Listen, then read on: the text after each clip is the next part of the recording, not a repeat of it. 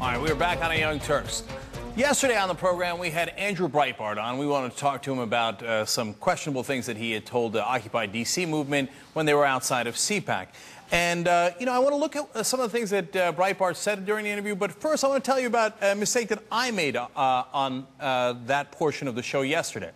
I said that Breitbart had said this quote: "It is meant to inflict a maximum amount of damage. It is an act of political and emotional terror." And I thought that he was referring to his brand of journalism there, and that's why I thought it was so curious. That's why I asked him about it. And I had read the full quote, but apparently I had read it in a hurry, and I had misread it. Now, let me give you the full quote, and Big Journalism, one of his sites, pointed this out, and they are right. The full quote is this: "I'm not the National Enquirer. I don't engage in that type of journalism. It is meant to inflict a maximum amount of damage. It is an act of political and emotional terror."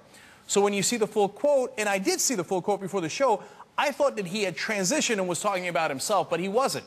He was talking about the other brand of journalism. So you got to be fair about that, because we're not trying to prove our point here. We're not trying to do propaganda. We're trying to the best of our abilities, get to the truth here. And if you did something wrong, you got to own up to it.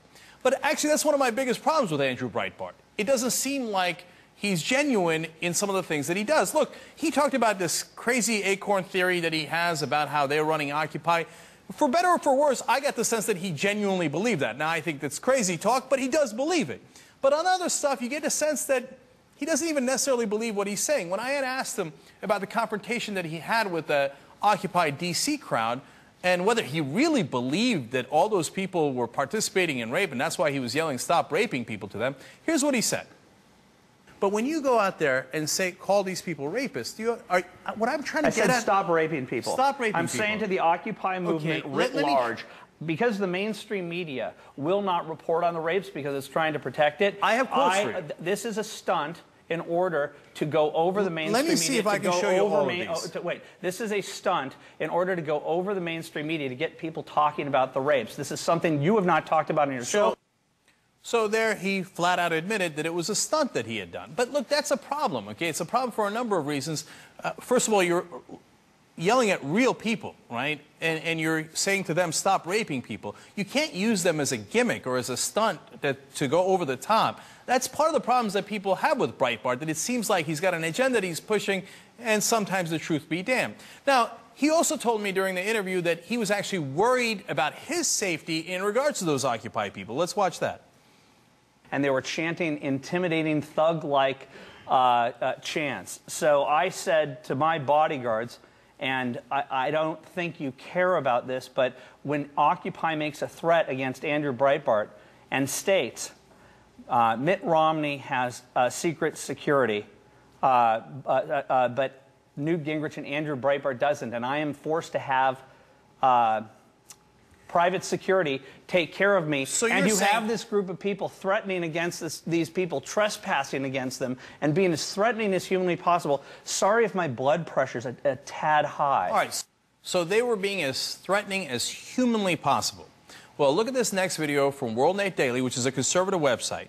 See how far away Breitbart is from the Occupy guys, protesters, to begin with, and who approaches who. Let's watch.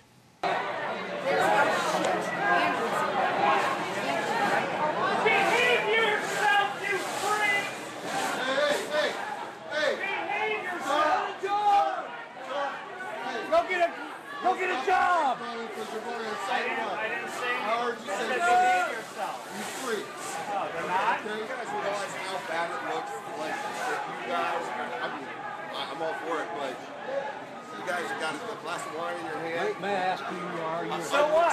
No, man. We're allowed to drink wine in America. I'm not living by the 1%, 99% bullshit. You are Hey, dude, I wrote on your website, and I told you I could agree with you, okay? I'm sure they got some dope, checking for dope and see what they got. Apparently there's an issue about whether he had the wine in his hand or not. You hear the discussion about the wine, but I don't really care about that. What I care about is look at how far away he is from the protesters. Do those protesters look like they are threatening him at all? No, he's approaching them. They're not approaching him.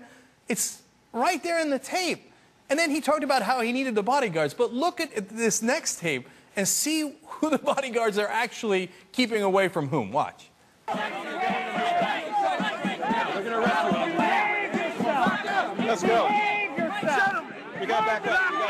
Let us deal with this. Back up. Behave yourself. Learn to behave yourself. Stop raping.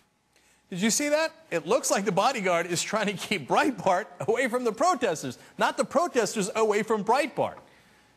It's fairly clear in the tape. I think even Andrew Breitbart could see that. God knows what excuse he'll come up with. But that's the thing. Look, if we get something wrong here, we just tell you because we want to try to get to the reality of the matter here. Whereas if they get something wrong, they double down. Sometimes they go over the top. Sometimes they do stunts. But that tape is absolutely clear. Now, I gave credit to big journalism earlier, but at the end of the article, this guy, Joel Pollack, also wrote this. Quote, by the end, Uygur was pleading for a commercial break. Uygur thought he had set a trap for Breitbart. He ended up ensnaring himself. I'm very amused by that. So the idea being pushed there is that, oh, we cut off poor Breitbart. I can't believe that. Well, first of all, let me tell you that that was the longest segment we have ever done on Young Turks on current television. Ever. Okay, so nobody was cutting anyone off. In fact, if I didn't go to that break, we weren't going to be able to squeeze any of the rest of the show. We'd already dumped some commercials. And then, you know, I was curious because it seemed like he had talked more than I did, right? But they were claiming that I was somehow cutting him off. So we did the math on it. 16 minutes and 15 seconds for the interview. I spoke for 3 minutes and 15 seconds. Andrew spoke for 13 minutes. And that is one of the tactics. That's called a filibuster. And that's what you do sometimes when you want to shout out your opposition. Unfortunately, Emily Crockett is familiar with that. She was the Campus Progress staff writer who happened to be there that night and shoot that tape that is now fairly famous. Emily, thanks so much for joining us here on the Young Turks. Thanks, Jane. I'm glad to be here. Great to have you. You heard Andrew Breitbart's perspective. You guys were menacing and apparently threatening, and he needed bodyguards for protection from you guys. So tell us what your perspective on it. Well, so here's what happened. A number of protesters marched up the driveway to the CPAC entrance. There were maybe less than 100 people. And, you know, they were chanting pretty loud. I'm sure if they had been able to get into the building, they would have. But there was a line of police and security preventing them from doing so. And, you know, they just stood their ground on the driveway, continuing to chant. And then I'm not really sure how the confrontation started, but there's video of this from a couple of angles, including mine, not the viral one, but a different video, that the police and security officers started shield bashing is the way I would describe it, a lot of the protesters. They had their riot shields.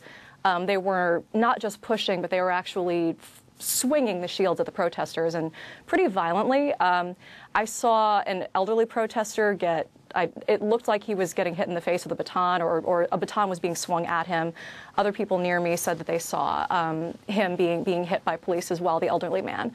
So yeah. Emily, that was... Sorry, that was a loud clash that he... Sorry. Okay, we're going to do that a couple more times. You first. All right, Emily. All right.